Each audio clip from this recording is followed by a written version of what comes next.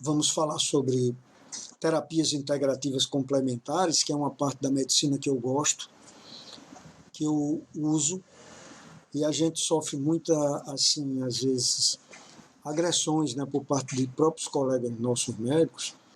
Então, eu vou mostrar a vocês ligeiramente a terapia integrativa complementar, o que é.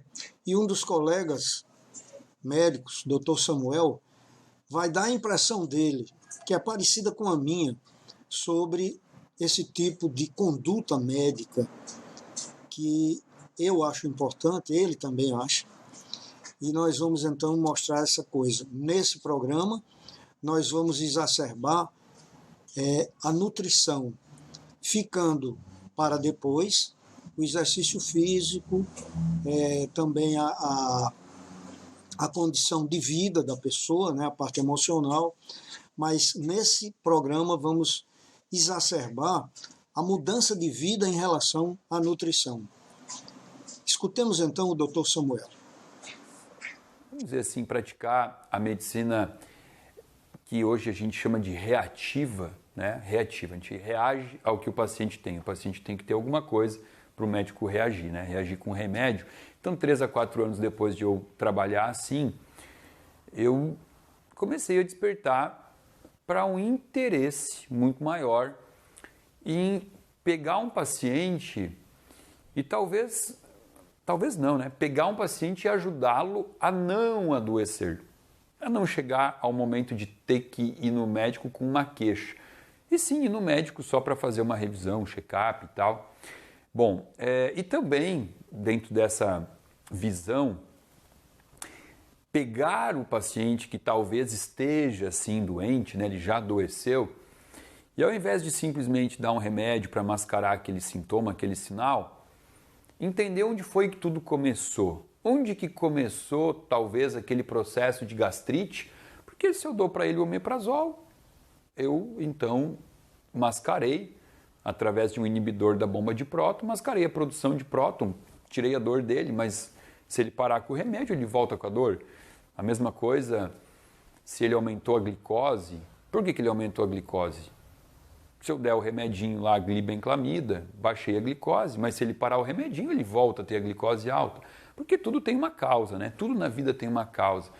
Então, quando eu comecei a entender que existia uma possibilidade de pegar o paciente doente e aí então atacar a causa daquilo, né? Para resolver a causa e curar efetivamente, curar aquela patologia, ao invés de mascarar, remediar, eu achei tão legal essa ideia que eu falei, cara, eu quero trabalhar com isso, achei legal, achei bacana. E essa maneira de trabalhar assim, ela no Brasil ainda é um pouco, como é que eu diria?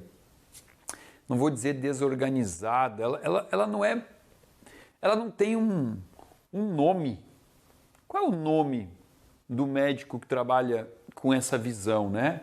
A gente ouve diversas terminologias, mas uma muito comum é a gente ouvir falar em medicina integrativa. Vocês já ouviram falar nisso?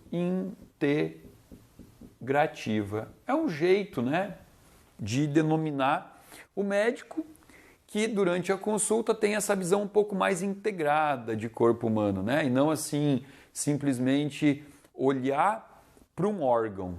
Vou dar um exemplo aqui para você. Por exemplo, se eu só olhar para o coração, tá? E eu tiver essa visão muito voltada para o remédio, e eu pegar o paciente que aumentou o seu nível de colesterol, por quê? Porque ele é sedentário, ele é obeso, come tudo errado, e o colesterol subiu, né? Se eu só olhar para o coração e para o colesterol, eu vou prescrever para ele um remédio, né, chamado de estatina. Qual é a função da estatina? Ela inibe uma enzima que tem um nome, chama hidroximetil-glutario-coa-redutase. O que essa enzima faz? Ela pega o ácido mevalônico, que o corpo mesmo produz, né? E esta enzima transforma o ácido mevalônico em colesterol e coenzima Q10. E a estatina ela inibe a ação dessa enzima aqui. Então, ela automaticamente inibe a conversão de ácido mevalônico em colesterol. Eu deixo de ter colesterol. Baixou o colesterol. E também baixou a coenzima Q10, né?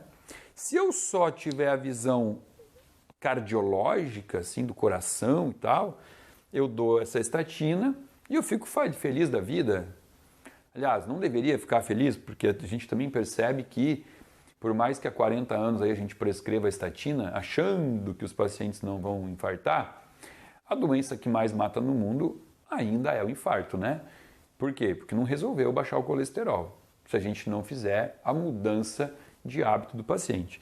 Mas o que eu quero dizer é que se eu olhar só para o colesterol, eu vou esquecer de lembrar que eu, inibindo a coenzima Q10, eu estou ferrando com esse meu paciente, porque a coenzima Q10 ela tem diversas funções no corpo, dentre elas é um cofator fundamental para o ciclo de Krebs, produzir ATP, produzir energia.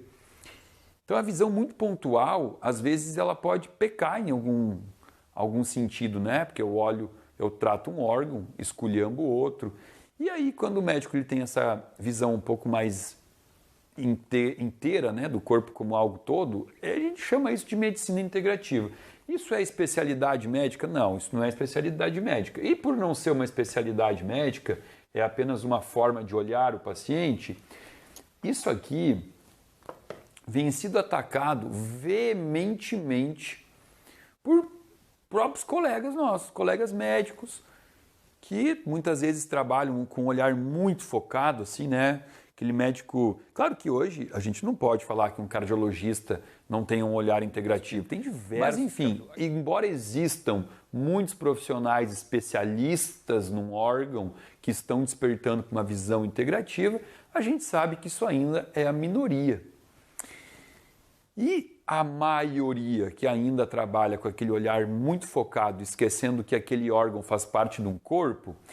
Esses médicos, muitas vezes, eles usam termos um pouco até agressivos para acusar o médico que trabalha com a visão inteligente. Como, por exemplo, eu venho para o meu consultório todo dia falar para o meu paciente que ele tem que ingerir água todos os dias, que ele tem que se exercitar todos os dias, que ele precisa dormir um sono reparador num quarto escuro, num horário fisiológico todos os dias, que ele precisa parar durante o dia e se alongar para alongar o diafragma e respirar melhor, ao invés de ficar sentado o dia todo no escritório.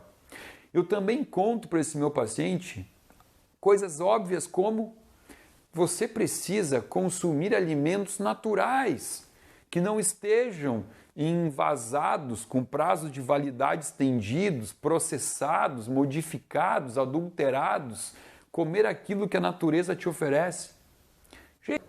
Quando você tiver um paciente na tua frente e te trouxer queixas, muito antes de pensar o que dá para esse paciente, pense o que tirar dele. É mais bonito e sábio tirar dele do que sair dando. A maioria das vezes isso funciona. Porque se você não tirar e só der para o paciente, como um remédio desses, o que você está fazendo é atrapalhando ele. Você está atrapalhando esse paciente. Porque se você não der o remédio, ele sozinho vai descobrir o que ele tem que fazer para melhorar. Né? Foi muito proveitoso o que o Dr. Samuel Dalelaster nos mostrou aí, esclarecendo o que é medicina integrativa e complementar. Justamente ela integra o corpo inteiro e não somente vendo um sintoma, e ela complementa toda a ciência médica que cada dia está melhor. Então, vamos ver desse contexto saúde, já que o nosso programa Saúde é Tudo, vamos ver uma parte importante da nossa saúde que deve ser vista pelo médico de uma maneira geral em qualquer especialidade que ele tenha, que é a nutrição. Com o título de nutrição, nós vamos falar hoje sobre as coisas que são importantes para o médico, o conhecimento de detalhes que poderão evitar que o paciente adoeça. Porque cada dia que se passa, a medicina se prepara mais para tratar doentes. quando na realidade a gente devia evitar essas doenças, é mais fácil. E com isso os médicos sempre querem curar os pacientes, mas o importante é evitar que eles adoeçam. E isto é fácil, e todos já sabem. É uma boa nutrição, uma boa atividade física, dormir o suficiente e evitar o estresse emocional e oxidativo, que nós sabemos que tem o estresse emocional e o estresse oxidativo, que é justamente os radicais livres dentro do organismo. Então hoje nós vamos abordar mais o problema da nutrição, com alimentação adequada e a escolha certa, e a quantidade certa e o horário certo do paciente utilizar. Então as massas, as pessoas deveriam, pensando em uma boa nutrição, as massas deveriam ser de preferências integrais. E quando prepará-las, ser al dente. Então aqui tem uma lista de uma série de substâncias, como o alho, o brócolis, o espinafre, a rúcula, o rabanete, o agrião, o aspargos, a cenoura e a beterraba. Esse grupo de elementos aqui são alimentos espetaculares para o organismo que nunca deveriam faltar na nossa refeição. O alho tem mais de 12 finalidades. O brócolis é um poderoso antioxidante, entre muitas outras coisas que ele também advoga. O espinafre tem 11 finalidades importantes. A rúcula, ela contribui com o cálcio para a saúde dos ossos, a firmeza dos ossos. O rabanete, ele ameniza a pressão alta e é diurético. O agrião atua como um filtro para o corpo. O aspargos é rico em ácido fólico. Por isso, ele ataca muito bem a ansiedade. E a cenoura e a beterraba, que são ativadores do nosso cérebro. Então, como vocês veem aí, a escolha desses alimentos são importantes para que a gente misture com o dia a dia que a gente usa, para que possamos fazer uma boa alimentação, uma alimentação saudável.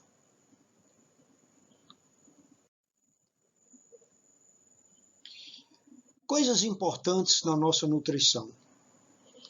Coma 1% do que deseja pesar. Então, esse é um detalhe importante para as pessoas que vivem querendo ter um peso ideal. Então, coma 1% do que deseja pesar. Por exemplo, se você quer ter 60 quilos, coma 600 gramas e assim por diante. Se você quer ter um peso ou manter um peso de 70 quilos, coma 700 gramas. Portanto, diminuir ou excluir os 3 grãos brancos: trigo, arroz, açúcar refinado. Substitua eles pelos integrais, tanto o trigo integral, o arroz integral e o açúcar mascavo, que é um açúcar que tem qualidades superiores ao refinado. Então, diminuir ou excluir os 3 grãos brancos. Não use gordura trans ou saturadas. Por exemplo, as frituras. Então, toda vez que você esquenta um alimento, você cria nele gordura trans ou saturadas, que são altamente nocivas para o nosso sistema circulatório. Depois, diminua o sal. Sabemos que o sal é uma coisa assim, muito ruim para a nossa saúde quando usado demasiadamente. Não use alimentos diet ou light. Quando inventaram esse negócio, aumentou muito mais as pessoas obesas no mundo. Porque quando você come um diet ou um light, você tira uma coisa, mas bota a outra. Quer dizer, vem muito açúcar embutido que você não nota. Coma peixe e carne branca, por exemplo, carne de frango, 2 vezes por semana. Para não faltar as proteínas, pelo menos 2 vezes por semana. mas evite a carne vermelha. A carne vermelha, principalmente aquela quando ela é esquentada, quer dizer, do churrasco, por exemplo, ela libera uma série de elementos altamente nocivos para o nosso organismo. Tire um dia para só comer frutas, legumes e verduras. Não custa nada você pegar qualquer um dia da semana e você nesse dia não fazer aquelas comidas de panela, você usar somente frutas, legumes e verduras. Uma coisa assim importante, principalmente para aquelas pessoas que janta, aí quando chega na hora de dormir ele está morrendo de fome. Aí para as pessoas não criticá-los, ele espera que a pessoa vá dormir e eles vão lá para a cozinha assaltar a geladeira. Então, para evitar isso, toma um iogurte com 2 colheres de sopa de aveia, porque isso, o iogurte com aveia, ela libera albumina e serotonina e o hormônio do crescimento, que são coisas assim fundamentais para a nossa saúde, e isso sendo tomado à noite, aí o valor é muito maior. Bom, quanto mais regulado estiverem os nossos níveis de insulina no sangue, melhor será a capacidade mental. Então, nós sempre atribuímos o seguinte: escolha alimentos com índice glicêmico baixo. Se desejar um aumento súbito da sua glicemia, é só usar um alimento com índice glicêmico alto, como tâmara ou sucrilhos, ou um suco de melancia, que o sangue vira um verdadeiro melado. Então, o índice glicêmico da melancia é muito alto. Então, aqui nós temos o índice glicêmico, índice de glicêmico e os carboidratos, que são os seus representantes. Então, lembrar sempre que alimentos com IG baixo é aqueles que são abaixo de 55. Alimentos com índice glicêmico intermediário é entre 55 e 70. E alimentos com índice glicêmico alto, mais que 70. Então, aqui eu dou uma tabela completa. As pessoas que precisarem de ter essa tabela, depois pode se comunicar lá com a gente, na Clínica de Olhos Marcos Fulco, que a gente pode dar essa tabela para vocês terem em casa. Então, vejam bem, bebidas. Os refrigerantes, o suco de laranja e o suco de maçã. O refrigerante ele tem 68 de IG, quer dizer, ele está entre o intermediário. O suco de laranja tem 46, quer dizer, o 46 está abaixo de 55. São justamente índice glicêmico baixo. E o suco de maçã tem 40, quer dizer, desses, o mais indicado é o suco de maçã. Então, pessoas que têm glicemia alta, que se tratam de diabetes, então, na hora dele escolher, refrigerante nunca, suco de laranja às vezes, e suco de maçã sem problemas, 40, tem 40 de IG. Depois, frutas frescas e secas. Abacaxi tem 66, quer dizer, está nesse intermediário. A banana tem 55, quer dizer, está no limiar, mas é um alimento de IG baixo. 22, a cereja, quer dizer, a cereja é baixíssima. O damasco, 31 também. A maçã, 38. Agora, a melancia, 108, como nós falamos aí. Se você quiser fazer uma garapa lá dentro, você usa o suco de melancia. Nós estamos falando em índice glicêmico. Estamos falando em índice glicêmico. Não estou dizendo que a melancia é um suco ruim, não. É um suco maravilhoso. Muito bom. Agora, quem não quer engordar, nem quer ter a glicemia dele aumentada, não deve fazer uso com muita frequência do suco de melancia. Depois, os outros alimentos aqui na sequência, que como eu disse a vocês, se alguém interessar ter essa tabela, é só passar lá no consultório lá no nosso consultório de Clínica de Olhos Marcos Fulco, que nós daremos para vocês essa tabela para você fazer o controle. Então aqui nós temos laranja 44, passas 64, tâmara 103. Veja que a tâmara também é alta. A uva 64, olha uma baixinha aqui, amendoim. 49, barra de chocolate. Então o chocolate, apesar de ser calórico, mas ele tem 49 de índice glicêmico. Já a batata frita tem 75. Já o bolo simples tem 67. E a pipoca tem 55. Então você veja, se eu fosse escolher, eu escolheria chocolate, amendoim e pipoca. Então, sorvete, olha, 61. Então, o leite desnatado, 32. O iogurte, 33. E o iogurte sem gordura, 14. Então, vocês vejam aqui, 95, por exemplo, olha, baguete francesa, quer dizer, pão baguete e pão francês, pão branco francês, 70.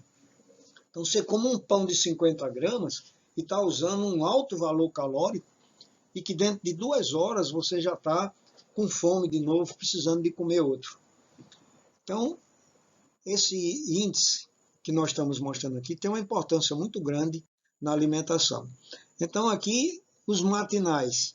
Nós temos aqui coisas, como exemplo, 84, ó, o cornflakes, aqueles negocinhos que a gente bota no leite e ele dissolve, entendeu? O mel tem 58, o mingau de aveia tem 49, quer dizer, o mingau de aveia ele tem baixo valor calórico. As sementes, grãos e cereais, arroz arbórico, 44. Já o arroz instantâneo branco tem 87. Então você veja, eu comi arroz, mas que arroz? Por isso que ele diz assim, uma alimentação saudável é você não usar determinados alimentos que têm índice calórico muito alto. Você vê que esses outros aqui tudinho, o arroz integral tem 55, o feijão tem 48, o feijão de lima tem 32, o feijão manteiga tem 31, 27 tem o feijão mulatinho, quer dizer, é o menos calórico, né? E o feijão de soja, que aí é 18, muito bom. E a lentilha, que é 30. Então, minha gente, nós fizemos aqui um apanhado para vocês verem que você pode comer tudo, contanto que você escolha uma dieta saudável, que deve ser orientada por um médico. As pessoas que já vivem fazendo dieta e quiserem mais detalhe, repito, podem passar lá no consultório, né, que fica em frente à igreja de Santa Terezinha, e falar que quer esse esquema aqui dos índices de glicemia.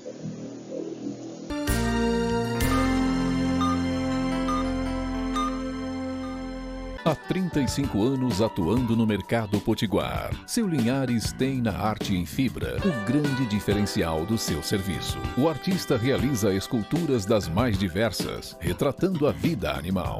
Avestruzes, cavalos, camelos, onças e muitos outros animais são retratados em seu trabalho, que é admirado pelos mais diversos tipos de clientes. Faça já o seu orçamento. Contato 99914-5424. Como o Cortês costuma dizer, amigo de verdade sempre está por perto para facilitar a vida da gente. Como está o tanque? Já calibrou os pneus? Vai precisar de carvão para o churrasco? Amigo é assim, sempre pronto para ajudar. Posto Amigo, sempre próximo a você.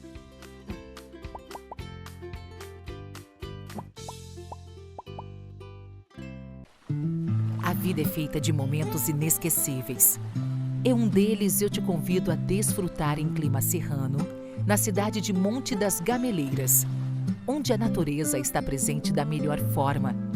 Aqui a sua imaginação flui e a sua energia se renova a cada momento.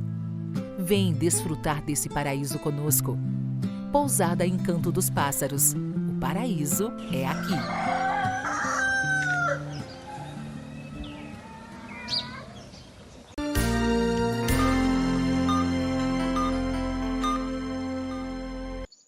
nutrição e obesidade. O excesso de gordura na região da barriga é especialmente perigoso.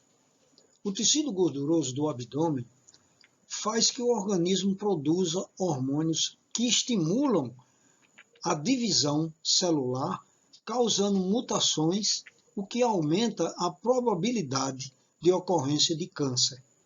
Então, essa é uma das coisas que a obesidade é ruim. Uma cintura fina ajuda a evitar um dos mais graves problemas de saúde, o diabetes. E não é só o açúcar que causa diabetes. São os alimentos carregados de carboidratos, como pão branco, massas, pirê de batata, que são facilmente convertidos em açúcar. As calorias que não são queimadas, elas transformam-se em células de gordura que fazem a barriga aumentar. A gordura da parte superior do corpo também é fator de risco para a apneia do sono. Então, uma coisa assim que a gente tem que ter bem intencionalidade é saber que o índice de massa corporal, que é o IMC, é uma coisa que a gente faz um cálculo entre altura e peso. Então, a altura e o peso. Eu pego o peso do paciente e divido pela altura ao quadrado. Então, se eu tenho uma pessoa que tem 60 quilos e ela tem 1,62 m ao quadrado, eu encontro exatamente 2,6. Então, se eu dividir o peso por 2,6, eu tenho igual 23,4. Então, esse 23,4 é um índice de massa corpórea saudável, porque está entre 20 e 25. Tá certo? Então, esse cálculo vocês podem fazer. É o peso dividido pela altura ao quadrado. Quer dizer, você pega a sua altura, 1,60 vezes 1,60. E depois você vai encontrar exatamente 2,56, que divide 60, aí você tem o índice. Então, o índice de massa corporal é saudável entre 20 e 25. O índice de massa corpórea superior a 25, o paciente deverá perder peso. E se o índice de massa corporal, o IMC, for superior a 30, ele já tem uma coisa que nós chamamos de obesidade.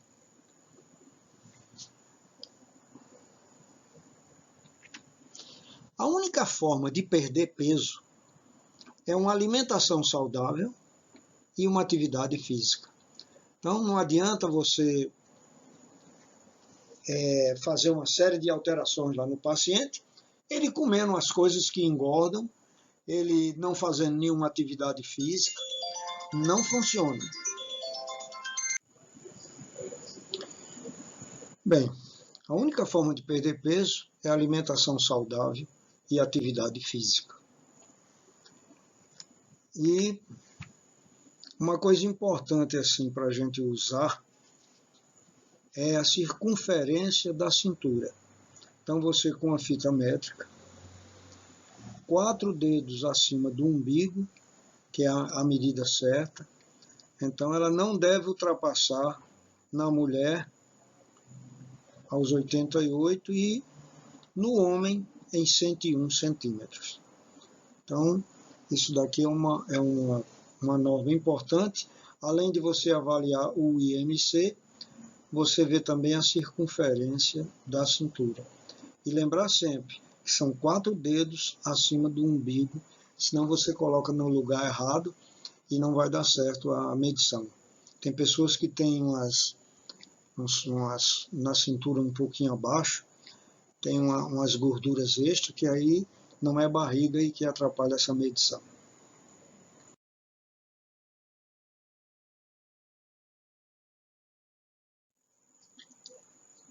Agora nós vamos mostrar para vocês o ritmo do corpo, ou o que nós chamamos de cronobiologia. Isso daqui é um conhecimento importante, que é conhecer os horários que facilitam o organismo a liberar substâncias químicas que melhoram o humor, a atenção, o desejo sexual, o sono e até mesmo a inteligência. Então, vamos observar direitinho aqui que o despertar é entre 7 e 8 horas da manhã, há um aumento considerável do cortisol. É tanto que o médico, quando ele quer aumentar o cortisol do organismo, sempre ele dá também o corticoide pela manhã. Porque entre 7 e 8 horas da manhã, há um aumento natural do cortisol do organismo. Segundo, o prazer encontra-se entre 9 e 10 horas da manhã, que é o aumento da serotonina produzida à noite. Depois, o trabalho é de 10 às 12 horas. É onde o organismo tem atividade máxima, onde ele está com mais condições assim, de trabalho, de realização, de inteligência. Depois vem o horário entre 12 e 13 horas, que é uma sonolência natural, muitas vezes motivada até pela digestão. Vocês vejam o seguinte, um homem muito evoluído, industrial, uma pessoa dona de empresas, empresário, etc., ele come com um celular. Ele, na hora do almoço, vai decidir negócios. Tudo errado. Já o cara simples, o peão, vocês podem olhar que o peão ele acaba de comer e vai descansar. Você vê assim uma construção, 10, 15 homens trabalhando, etc. Eles comem a comidinha dele lá, simples, mas depois ele bota a camisa lá debaixo da cabeça e vai dormir meia hora, 1 hora. É a hora do repouso. Então a gente não faz isso, por isso que a gente não tem saúde. Então o descanso de 12 às 13 horas, que tem uma sonolência natural. Agora, nunca devemos dormir mais do que 15 minutos.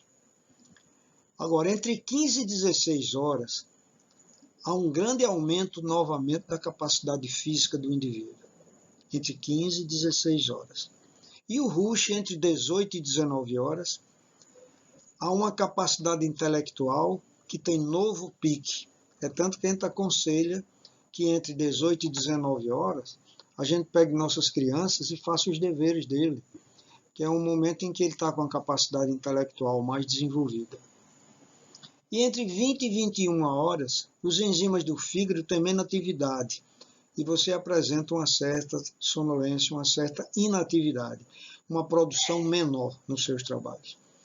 E o sono, que vem a partir das 22 horas, há uma regeneração entre 22 e 2 horas da manhã. Então isso aqui a gente já escutou muito falar, e eu vou repetir, tem pessoas que têm trabalhos noturnos. Então a gente sempre explica que essa hora é sagrada. Entre 22 horas e 2 horas da manhã é onde o cérebro se recupera, se refaz. É onde ele faz os neurohormônios, a serotonina, a melatonina. E que é preciso você estar em silêncio e com as luzes apagadas. Então, nós, na idade moderna, a noite começa às 22 horas, quando você vai para uma festa e fica até 3, 4 horas da manhã. E você diz, mas amanhã é domingo. E aí é que esse é o grande engano. Você chega em casa 4 horas da manhã e dorme o dia todo. Você diz, pô, dormi mais do que 8 horas. Você não recuperou o que o sono entre 22 e 2 horas da manhã faz. Você vai acordar cansado, irritado, e dependendo das vezes que você faça isso, você vai destruindo sua cognição, seu cérebro, vai aparecendo as doenças degenerativas, que aí você vai para o médico tratar. E aí o médico tem que ter a dignidade de saber que ele não vai fazer absolutamente nada nessas doenças. Hoje em dia tem muitos remédios caríssimos para Alzheimer, para doença de Parkinson, mas você vê que os resultados não são bons. E muitas vezes isso advém de um ritmo de corpo, de cronobiologia errada a vida inteira. Então isso aqui é uma coisa importante para a gente ter cuidado e fazer exatamente nas horas certas.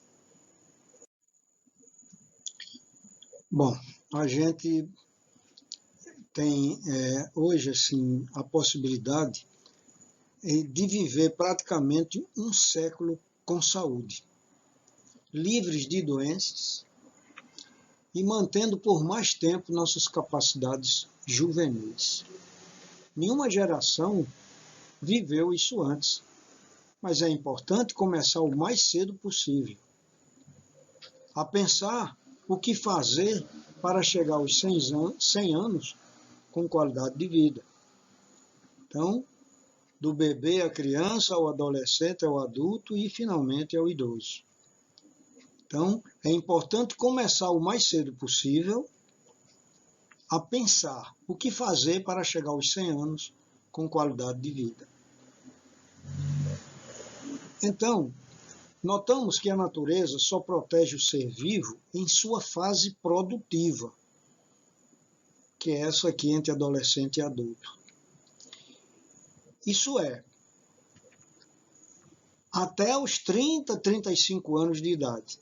Depois começam a aparecer sinais de falta de flexibilidade nas articulações, declínio da memória, doenças degenerativas e tantos outros males. Isso tudo devido à queda de nossas funções biológicas, que diminuem de 3 a 6% a cada década. Quer dizer, a cada 10 anos nós perdemos de 3 a 6 de condições excepcionais de saúde e vida. Portanto, a natureza é dura e cobra juros em forma de dor, sofrimento e morte prematura. Então, isso daqui é uma maneira da natureza nos cobrar juros pelas coisas que nós não fizemos direito durante a vida. Dor, sofrimento e morte prematura. Então, a gente tem que ter em consideração isso e lembrar que primeiro nós devemos ajustar a alimentação e depois a suplementação. Por que eu estou falando sobre isso? As pessoas hoje em dia não se incomodam muito com a alimentação. A maior parte das pessoas elas se alimentam na rua, onde a maioria dos alimentos são industrializados, consequentemente com a carga muito alta de hidratos de carbono e também com substâncias estranhas à nossa nutrição. E outras pessoas, para cobrir essa deficiência da alimentação dele, eles recorrem aos suplementos. Então tem pessoas aí tomando há anos vitaminas por sua conta, não foi nem ao médico. Daí o conhecimento ortomolecular, nos médicos que gostam justamente dessa terapia integrativa, de usar uma suplementação correta. O que é suplementação? Não é você usar um medicamento de A a Z, de maneira nenhuma. Se você comer uma banana por dia, você tem 50 mil unidades de vitamina A, não precisa mais de vitamina A. E como é que você usa um remédio que tem de A a Z, você comendo todo dia? Então, eu admiro a terapia integrativa complementar, na sua parte de ortomolecular, porque ela vê o que é que o indivíduo não usa na alimentação e suplementa com uma receita que ele vai aviar num farmacêutico, numa farmácia de manipulação. Mas primeiro a alimentação, depois suplementação. Porque chega uma parte da vida que normalmente você precisa associar mais alguma coisa para você poder ter saúde. Hoje nós podemos enganar a natureza com a ciência. Então a ciência hoje evoluiu muito para nos dar as dicas de como fazer certo para não adoecer. Depois de você doente, não vá pensar que a medicina cura, não. É difícil a cura. Ela remedia, remedia. Mas, mesmo assim, a ciência pode dar uma driblagem grande na natureza, repondo hormônios, tomando vitaminas e suplementos minerais, fazendo transplantes, implantes, inseminações e plásticas.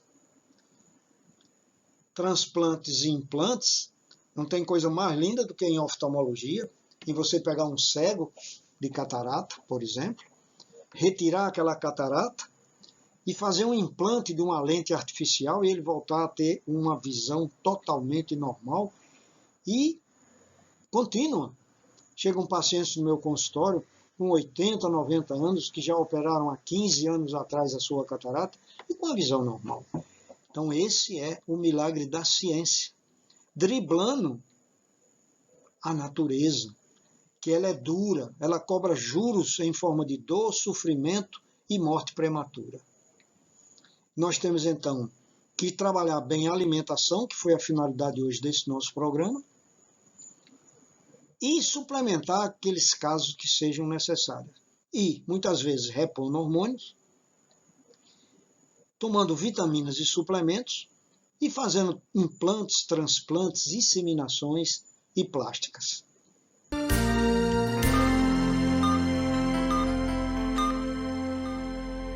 Otimismo, uma palavra que supera a crise e faz a economia avançar. A Esterbon, uma empresa genuinamente potiguar, tem o otimismo como inspiração, investindo na qualificação dos seus colaboradores e na sustentabilidade. A Esterbon estimula a capacitação e práticas sustentáveis, como o tratamento de efluentes, a reutilização da água em áreas verdes e o uso da energia solar. Esterbon. Canindé Soares, Imagens Aéreas. 4 décadas de experiência em aviões, helicópteros e drone. Profissionalismo em primeiro lugar. Se o foco é qualidade, Canindé Soares é a solução.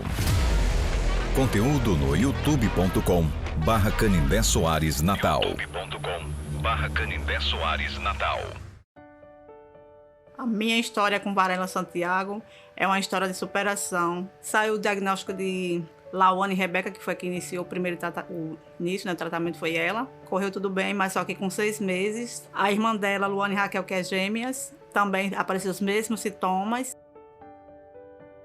Mas o futuro que eu vejo para elas é que daqui para frente elas estejam ali também naquele lugar cuidando de crianças.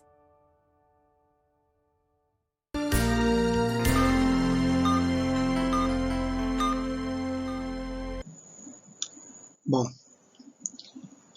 como controlar os radicais livres? Quando a gente fala em radicais livres, a gente tem que lembrar que a teoria desses radicais livres no envelhecimento foi proposta há quase 50 anos pelo químico e médico Denham Harman. Então, esse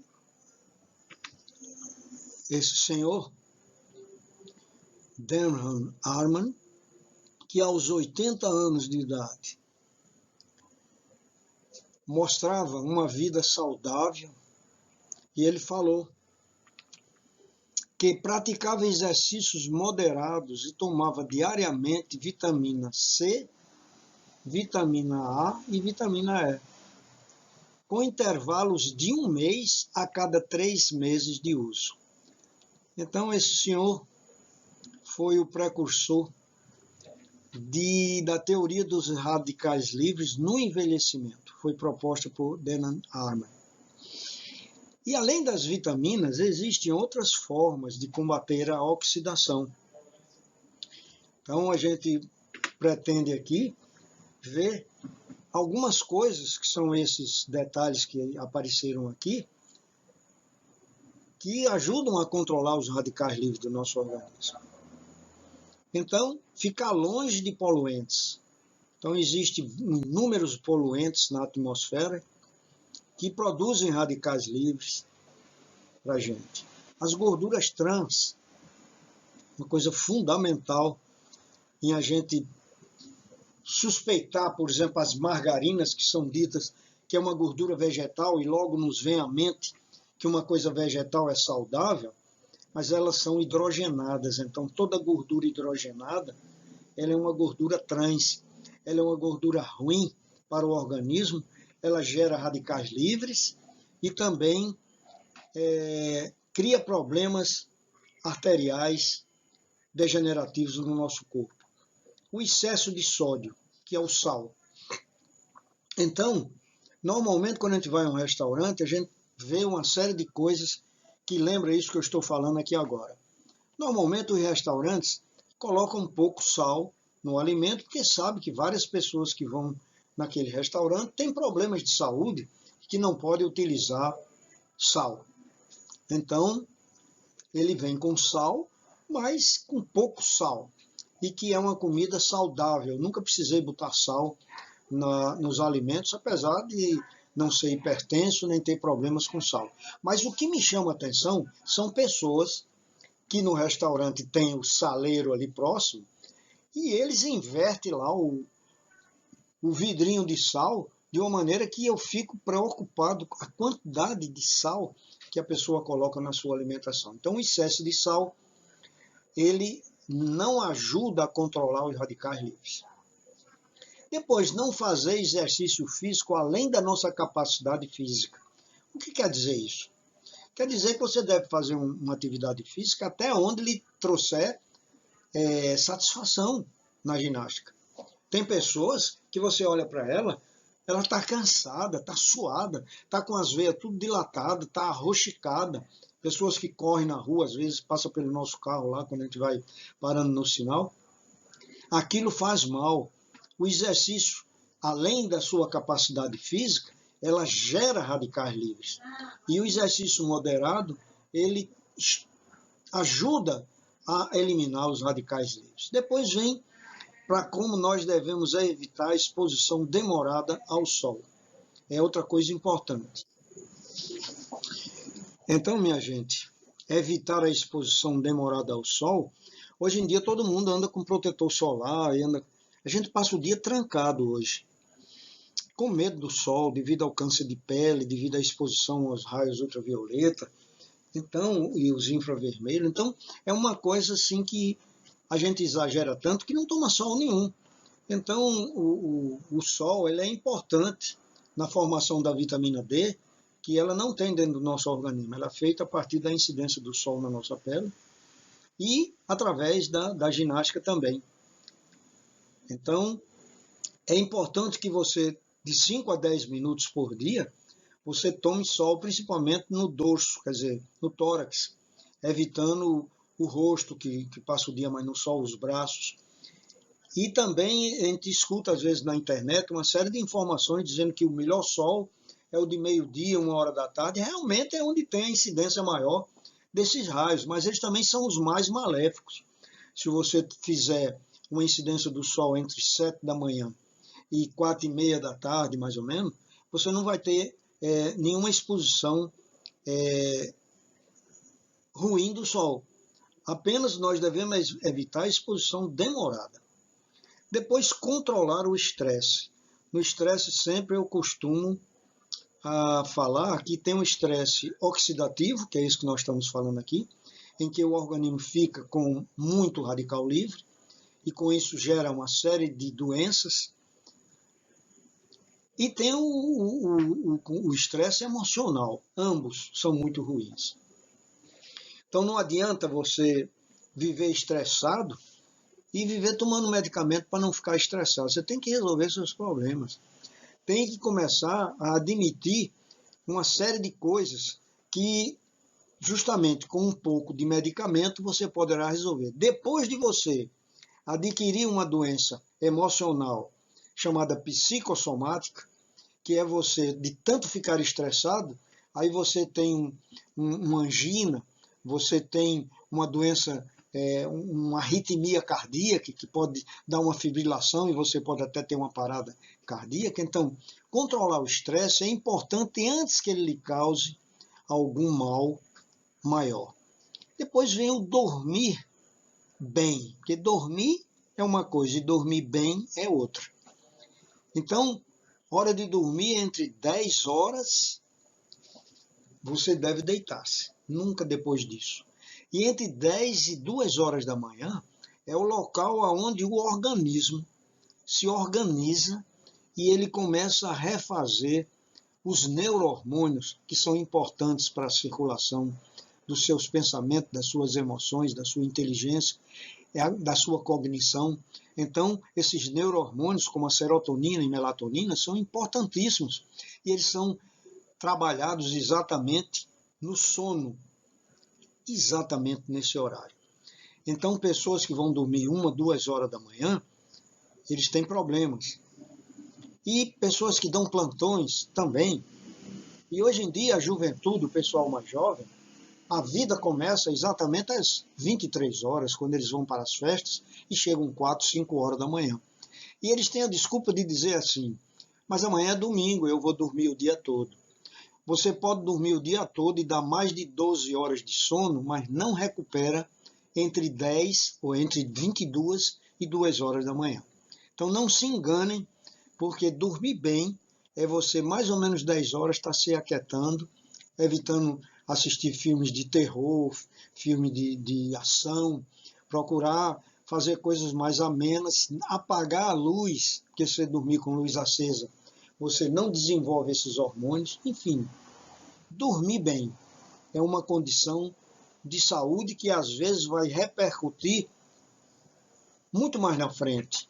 Como a gente passa um terço da vida dormindo, se eu tenho 60 anos, 2, 4, 6, eu passei 20 anos dormindo.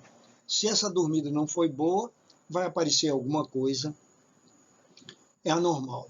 E, finalmente, controlar a ingestão de calorias. Então, no modelo alimentar, nós temos os hidratos de carbono, as proteínas e os lipídios. Então, os hidratos de carbono quase sempre são onde tem a maior quantidade de caloria junto com as gorduras. E a gente tem que controlar a ingestão dessas calorias estudando realmente a nutrição de cada elemento para fazer uso dele de uma maneira correta, na hora certa, para que a gente possa realmente controlar esses radicais livres. Enfim, concluindo esse item sobre nutrição, que é através dos alimentos, você tem que fazer da sua alimentação seus remédios. Você também pode evitar alimentos facilmente oxidáveis, como óleo de milho e de açafrão. Margarinas, que a gente já falou aqui há pouco tempo, são coisas altamente nocivas para o nosso organismo. Gordura trans e hidrogenadas e alimentos processados. Então, esse negócio de alimentos processados é uma coisa assim que eu chamo muita atenção, porque hoje em dia, cada dia mais, você tem dificuldade de preparar seu alimento em casa. Normalmente você compra tudo da maneira mais simples, que possa mais rapidamente fazer sua alimentação.